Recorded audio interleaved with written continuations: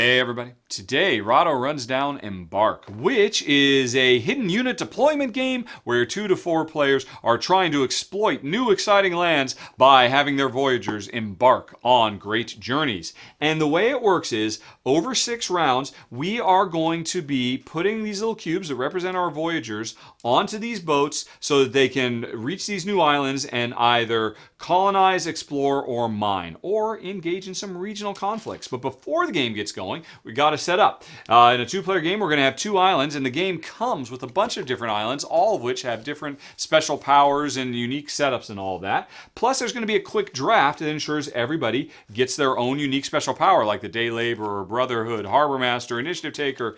Right now, I've got some Flexible Travelers. Jen has Fortunate Gardeners that might come in handy. So, we're all set up. There are 4 boats in the 4 slots of this 2-player game, and now, in secret, each player is going to take at least 5, sometimes more, Voyagers and deploy them in secret to the ships. So, a ship will not set sail until it's full. So, going on these smaller ones has a better shot of making it, because if I send my guys over here, and then they end up doing nothing for a whole round because the ship didn't quite get gone, that can be very, very painful. So I think I'll try to get on this one in slot E. I'll send a couple guys over there.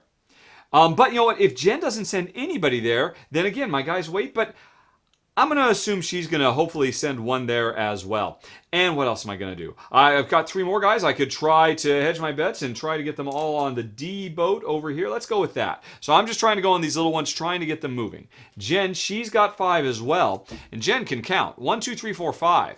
There are only 5 slots on the ship in F. If Jen gets all of them and nobody else goes there, that would be huge. So Jen's just going to double down on F. Now everybody's done deploying. We reveal and then spread our workers out. Jen is all about the F. I'm a little bit on the E, and I'm a little bit on the D. Okay, which is a huge bummer for me. Jen's going to set sail. All of her Voyagers are going to do something. Explore, mine, be a captain, be a warrior. And my ships aren't going to go anywhere. But remember, I've got Flexible Travelers. Once per boarding stage, my Voyager can board an adjacent boat instead of the boat to which they're assigned. So, I could have one of these guys come over here, and now they'll be wasting their time, but hey, I'll get on this little boat. So anyway, after we put them all out, in turn order, we start loading up the boats. And I am the first player, and I will go on ahead. Oh, this is interesting. I could have one of these guys so that, one of these guys move over here, so I've got 4 guys, or one of these guys move over here. Or if I want, I could have one of these guys move over here. And now, there's not enough spaces. One of Jen's guys will be left behind because I might take this captain space or what have you. And so, when we're done filling up, one of Jen's will end up going to the pub and will be used next round. So Jen would deploy 6 guys instead of 5 guys next round.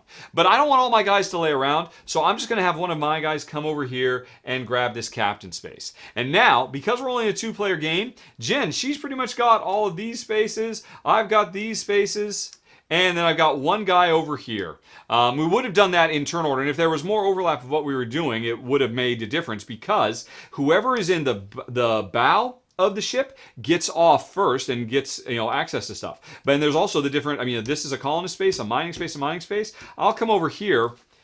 But you know what? I can see Jen. Well, no, she doesn't have any mining spaces at all. It'll be a while before the ship takes off. But anyway, we've deployed our guys, and now we start resolving them one after another.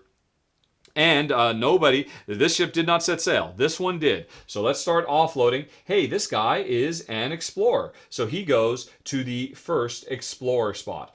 And now this is the second guy. He is a colonist. He goes to a colonist. This is the third guy. Now he's a captain, which means he can be an explorer, a colonist, or a miner. And then my 4th one is a miner. If I get 4 colonists deployed, then they together can create a farm which is worth 15 points. So I could have my captain be the second one so I can get closer to that. But I think, or I could have my captain be more explorers so I can start getting more explorer tokens out there, because each explorer is going to score me a point at the end of every round. 6 rounds means each of these guys, this is 12 points right here. Or I could send my captain off to the mine. I already have a miner. let's go on ahead and do some more exploring. And now this guy, he'll be a miner. I will take this spot where there are 3 pieces of ore. There's 3 ore in this one, and I am slowly, over the course of the game, going to collect all that ore, which could be worth a lot of points at the end of the game as well. So this ship does not set sail. I wasted this guy's turn, and now Jen, she totally controls this. First of all, she sends a warrior, and now that's actually kind of a bummer. Jen's actually bummed. If this ship had gone out first, and I had come out here and say I was a colonist, Jen would then deploy her warrior. What a warrior does is kicks somebody out, takes their job, and sends that person back to the pub. But as it is, since I didn't get anybody on the island, Jen's warrior has nobody to kick out, so Jen's warrior goes back to the pub. So she ended up wasting a guy. All right, and now Jen is going to explore and start filling up these explore spaces, and then Jen is going to colonize, and now Jen has a captain as well. She could start mining, or she could keep exploring, but she'll continue colonizing. And that was the first round. These ships are gone. We need some new ones. This one is still waiting to be filled up. And we put our shields back up and start deploying again, but this time Jen is going to have 6 cubes to deploy to the boats, whereas I'm still going to have my regular 5.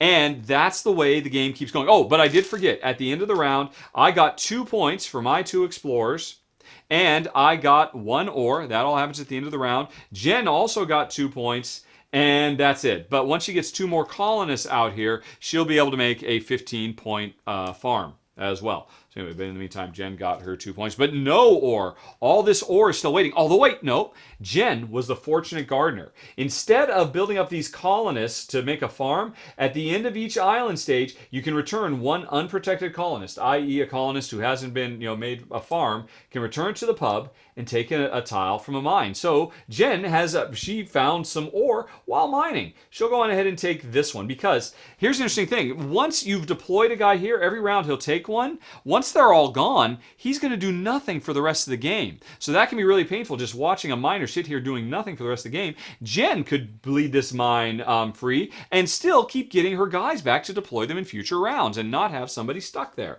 as an example. So that was the end of the round. Shields back up. We keep going through 5 more rounds, always trying to guess where to send our guys. Now, 2 guys, both Jen and I might come to the E to try to get on here, but if we both do, and say I ended up sending 2 and Jen ended up sending 2, there's only 2 spots. If Jen is the first player, which she would be in the second round, she might grab this colonist space because of her fortunate gardening. I would grab this one, and now we both have guys who couldn't make it onto the boat. Jen would come back, but my guy, because of my flexible traveler, he could jump over to this boat and be a warrior, and this warrior of mine might kick Jen right off of the explore track so that I start scoring points on this. Now, if we explore enough, and this could be any number of players doing it, and it takes a little while, especially in a 2-player game, we could eventually unlock, once somebody has explored this far, we can unlock the secret power of this, which is miners on this island score 2 points whenever they don't have ore. So even if this place clears out,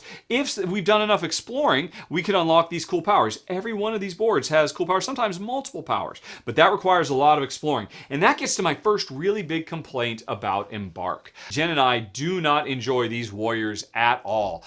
Constantly just kind of ripping each other down, saying, oh, yeah, you thought you were doing really good. You thought you were about to build a colony and score 15 points?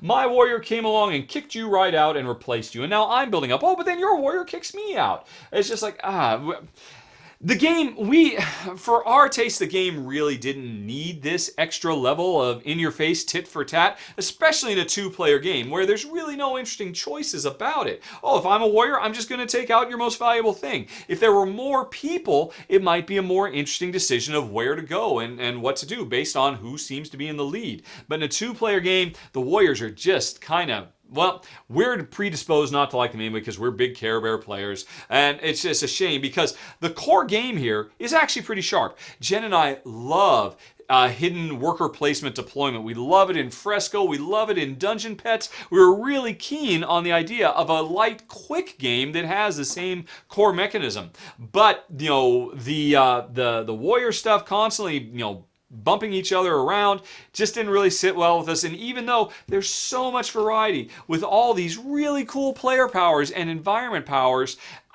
they just don't really come to the fore as much in a two-player game as it seems like they would at a higher player count. This is certainly a game I'd like to play someday at a higher player count, although again, maybe not without those warriors. Yeah, unfortunately, it's a clever game, but it just wasn't a fit for me and Jen as two-player only Care Bears. But at a higher player count, or if you don't mind, knocking your opponents around and scuttling their plans and making them shake their fists in rage, if you enjoy that, you may very well enjoy Embark. And that is the rundown, folks. Thanks very much for watching. Have a very nice day. Talk to you later. So long. Bye-bye.